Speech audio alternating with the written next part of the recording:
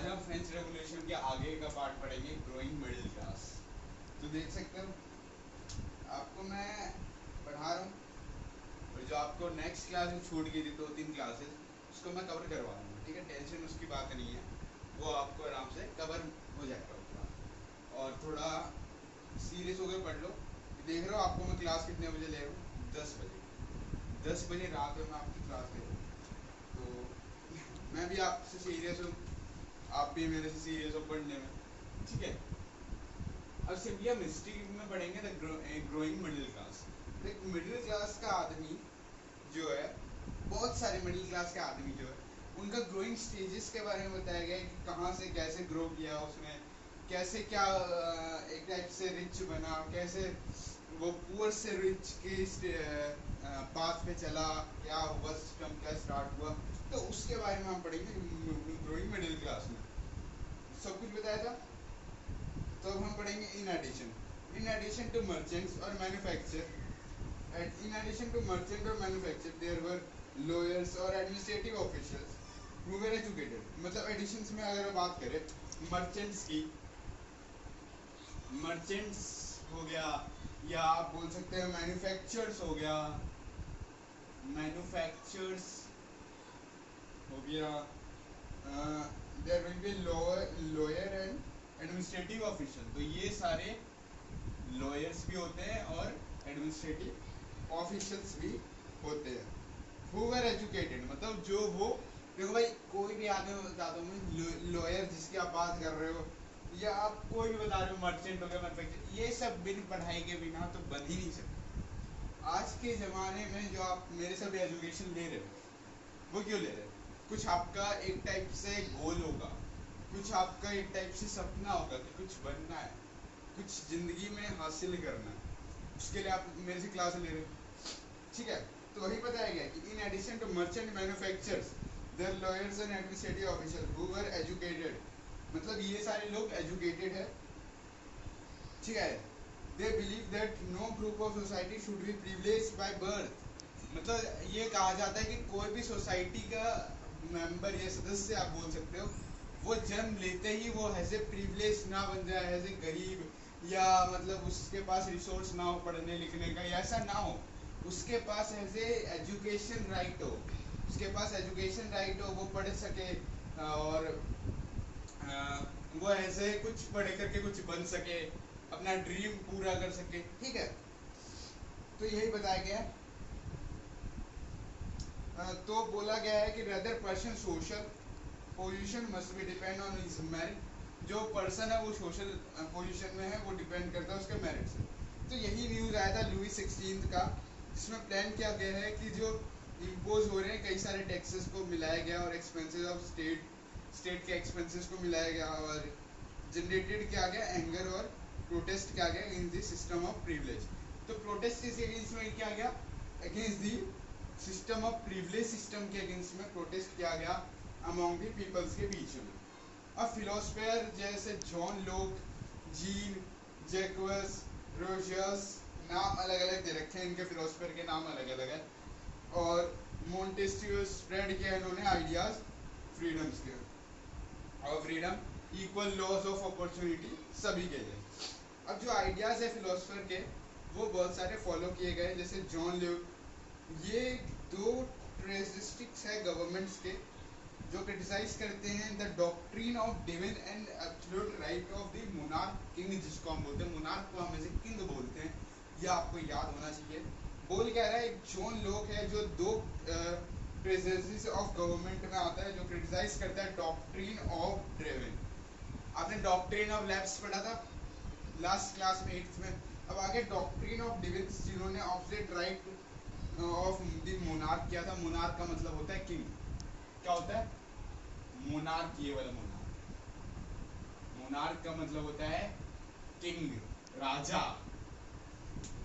मतलब बोला जाता है ना, पढ़ोगे तभी राजा बनो, नहीं पढ़ोगे तो राजा नहीं बनो, वही सिस्टम है। ठीक है, फिर बोला गया है कि जो एक नाम बोला गया रोशियो इन हिज बुक, उसके बुक में रोशियो नाम था कुछ, जो सोशल कॉन्ट्रैक्ट करता था, प्रपोज करता था फॉर्म ऑफ गवर्नमेंट के फॉर्म में, जो बेस था सोशल कॉन्ट्रैक्ट बिटवीन पीपल और उनके रिप्रेजेंटेटिव के साथ। अब आता है मोंटेस्क्यू, जो उसके बुक में रिटर्न था।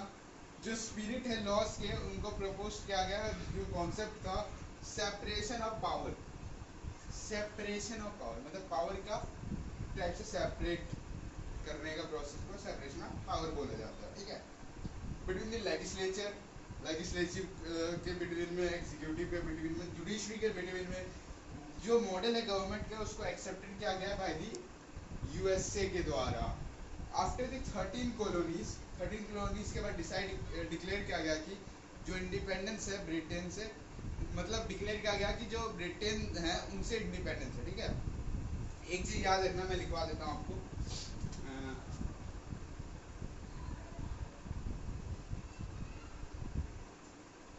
ये याद रखना, ठीक है। It refers to an extreme saturation that is basically valued in this. It refers to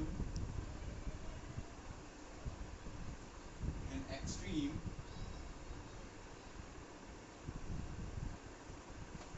situation where the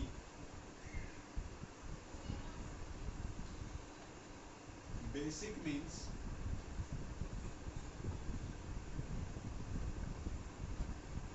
of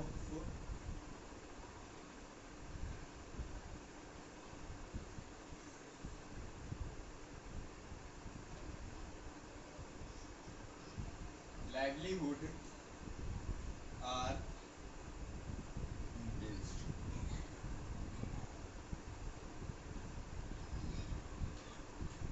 बोला गया सबसिस्टेंस क्राइसिस का मतलब है, ये रेफर करवाता है कि एक्सट्रीम सिचुएशन जहाँ पे एक बेसिक मीन्स है लाइवलीहुड जो इंगेज है, ठीक है। और एक चीज मैं बताता हूँ, हमारा एक नया ऐप ओपन होने वाला है, स्टडी स्मार्ट करके एक ऐप ओपन होगा, और उस ऐप में आपको सारे मॉड्यूल्स के बारे में सारे नोट्स मिलेंगे, जो भी टॉपिक मैं आपको करवाऊंगा उसके नोट्स मिलेंगे, और प्लस आपको उसमें वीडियोस भी आपको उसमें अपलोड होगी उस ऐप में। तो वो ऐप बहुत जल्दी जनरेट किया जाएगा, ठीक है। जब जनरेट होगा वो आपका लिंक आपको यूट्यूब चैनल पे, जो भी यूट्यूब चैनल रिसेंटली उस टाइम अपलोड किया जाएगा उसमें आपको अपलोड कर दिया जाएगा, तो आप वहाँ से उस ऐप को डाउनलोड कर लेना।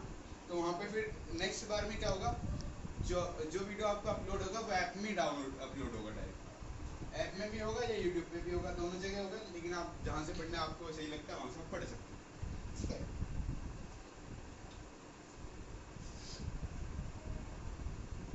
तो ये समझ गए क्या होता है सबसिस्टेंस क्राइसिस। ये रेफर करवाता है कि एक्सट्रीम सिचुएशन जहाँ पे एक बेसिक मींस होता है लाइवलीहुड और इंगेज करवाता है, ठीक है, सबसिस्टेंस क्राइसिस।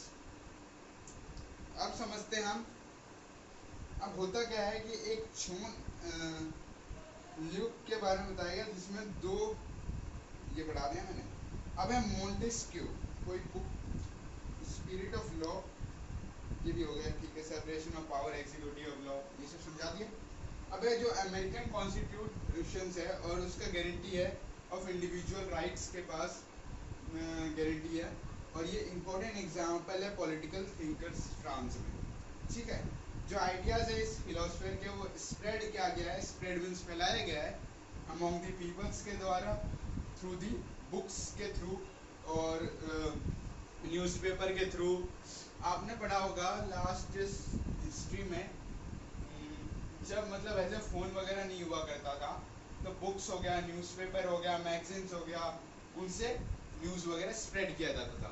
और उसमें हमने क्या पढ़ा था कि अगर कुछ भी गलत चीज़ लगता था फोर्स को कि कुछ गलत है तो वो आपको अरेस्ट कर, ये पढ़ा था हमने। सेम चीज़ यही बोला गया कि न्यूज़पेपर्स में स्प्रेड किया जाता था, बुक्स में भी स्प्रेड किया था।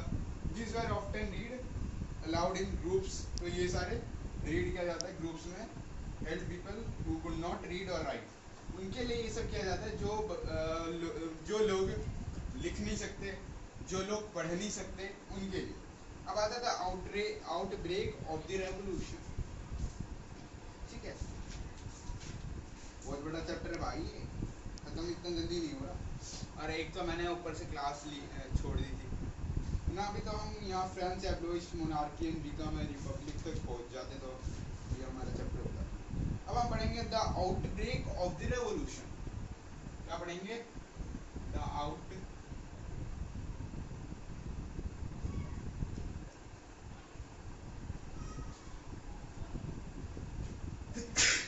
सॉरी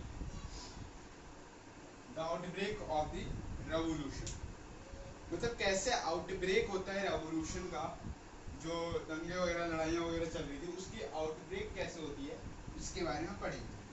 फ्रांस में जो मोनार्क है उनके पास पावर नहीं था जो इम्पोज टैक्सेस को इम्पोज करने के लिए ऑन हिज ओन, तो इन्होंने कॉल किया मीटिंग में ऑफ ईस्टर्न जनरल को जैसे पॉलिटिकल बॉडी, ठीक है।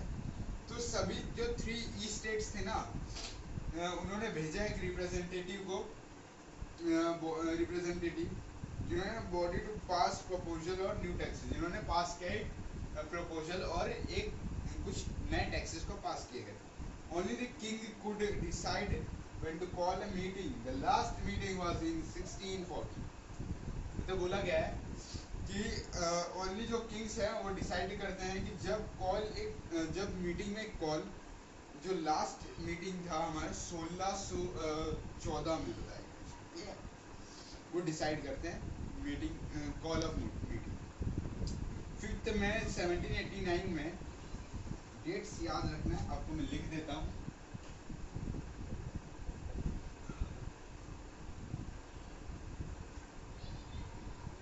में 1789 में लुई 16 को हमने बोला has an assembly of the eastern general.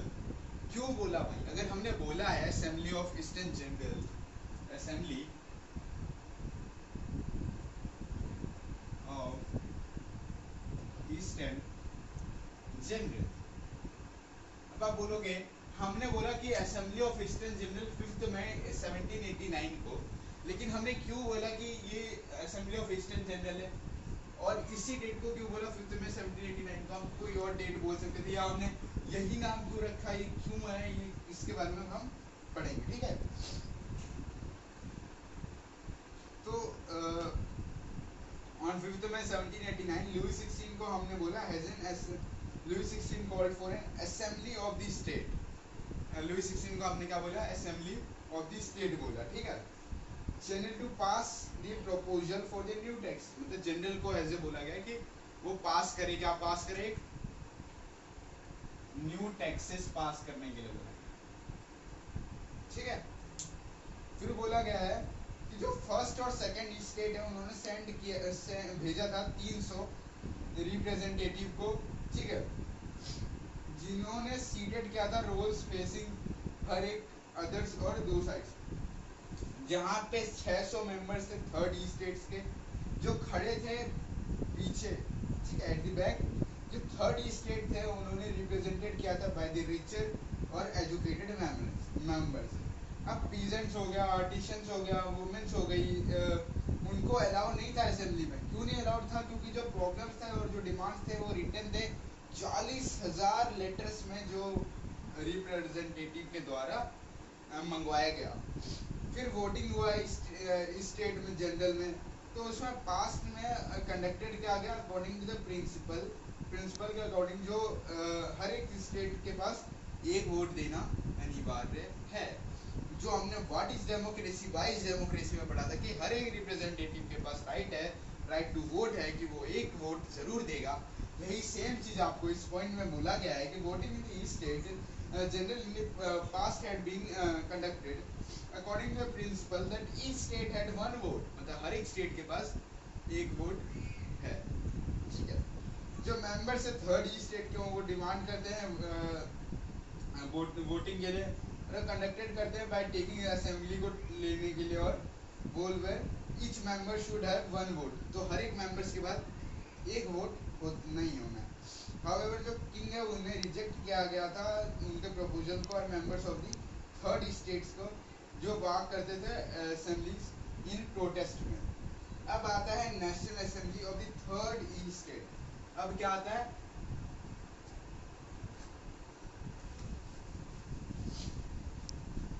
मैं भी सोच रहा हूँ आपको ये चैप्टर जल्दी खत्म करवाएं, फिर क्वेश्चन आंसर्स हो जाएंगे, PYQ क्वेश्चन हो जाएंगे। प्रीवियस ईयर क्वेश्चन वैसे मैं ला नहीं पा रहा हूँ, देखता हूँ मैं लाने का। National Assembly of third state,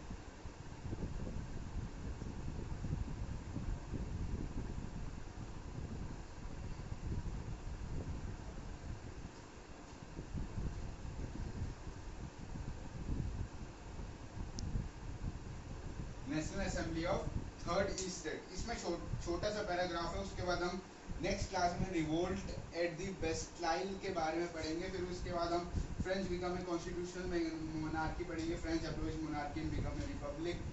बहुत बचा है चैप्टर, अगर मैं कल करवा देता ना थोड़ा सा टॉपिक तो हो सकता है आज कम बच्चा।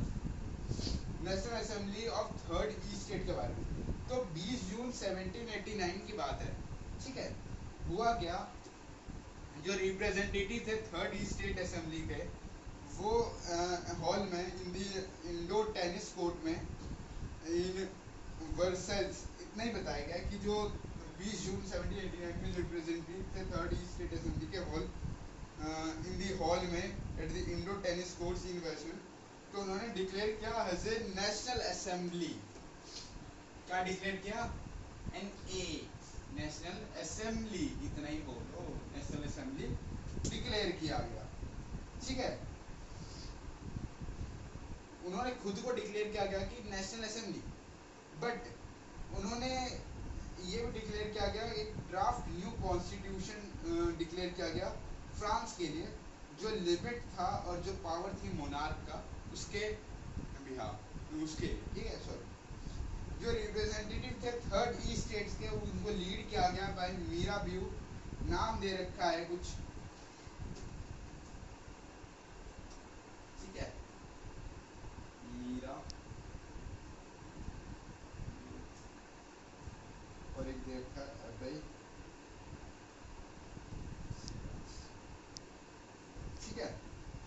बोला गया सिंपल, जो रिप्रेजेंटेटिव थर्ड स्टेट्स के, उनको लीड किया गया है बाय मीराबियू और एबेसियास।